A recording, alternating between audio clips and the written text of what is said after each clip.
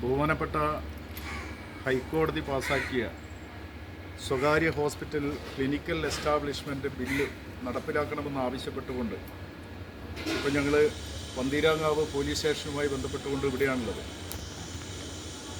ഞങ്ങൾ ക്രാഡിൽ ഹോസ്പിറ്റലിനെതിരായി ഈ ബില്ല് അടിയന്തരമായി നിങ്ങൾ പതിക്കണമെന്നും ഇംഗ്ലീഷ് ഭാഷയിലും മലയാള ഭാഷയിലും രോഗികൾ കാണത്തക്ക വിധത്തിൽ ഹോസ്പിറ്റലിൽ ഈ ക്ലിനിക്കൽ ബില്ല് പതിക്കണമെന്ന് ആവശ്യം ഇന്ന് പന്തീരാങ്കാവ് പോലീസ് സ്റ്റേഷനിൽ വെച്ച് ബഹുമാനപ്പെട്ട പോലീസ് ഓഫീസറുടെ SHOയുടെ മുൻപിൽ വെച്ച് ക്രാഡിൽ ഹോസ്പിറ്റൽ മാനേജ്മെൻറ്റ് ഉൾപ്പെടെയുള്ള ആളുകൾ വന്നു തീരുമാനമെടുത്തിരിക്കുകയാണ്.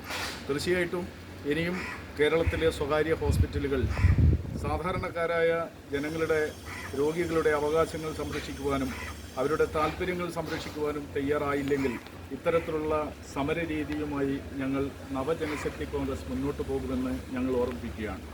ഇതിൻ്റെ സംഘാടക സമിതിയുടെ പ്രിയങ്കരനായ ചെയർമാൻ ശ്രീ MK സലീം കൊല്ലമാണ്.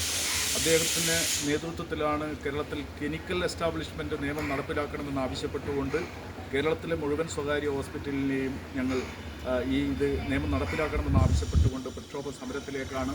അതിന് തുടക്കം എന്നുള്ള രീതിയിലാണ് കോഴിക്കോട് ജില്ലയിൽ ഇത്തരത്തിലുള്ള പ്രതിഷേധങ്ങൾ രേഖപ്പെടുത്തുകയും ഈ പ്രതിഷേധത്തിൻ്റെ ഭാഗമായിട്ടാണ് ഇപ്പോൾ പോലീസ് സ്റ്റേഷനിലെത്തുകയും ജനശക്തി കോൺഗ്രസിൻ്റെ ജില്ലാ കമ്മിറ്റി നേതാക്കൾ ഉൾപ്പെടെയുള്ള ആളുകൾ ശ്രീ ഗണേഷ് ബാബു പാലത്ത്, അതുപോലെ തന്നെ ബാലഗോപാലക്കുറുപ്പ് ഉൾപ്പെടെയുള്ള നേതാക്കൾ ഈ സ്റ്റേഷനിൻ്റെ മുന്നിലുണ്ട്. തീർച്ചയായിട്ടും ഈ ബില്ല് നടപ്പിലാക്കാൻ തയ്യാറായ ക്രാഡിൽ ഹോസ്പിറ്റൽ മാനേജ്മെൻറ്റിനെ ആദ്യമായി അഭിവാദ്യം ചെയ്തുകൊണ്ട് നിർത്തുന്നു.